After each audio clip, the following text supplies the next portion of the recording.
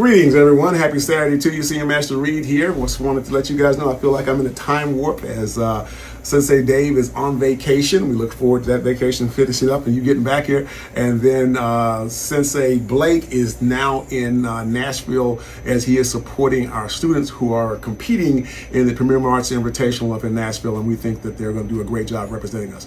We start summer camps next week, and that's an exciting time for us. The first camp will be Samurai Camp.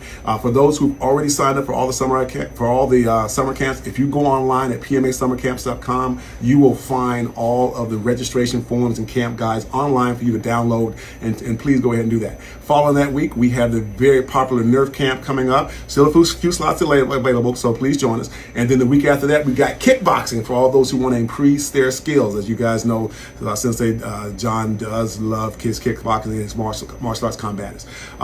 Following that, we also, coming up next Thursday morning on June the 8th, there'll be no Tai Chi class at 8 a.m. as Sensei Tim will be out of town, and there will also be no Tai Chi class on Monday morning at 8 a.m. because he'll be out of town.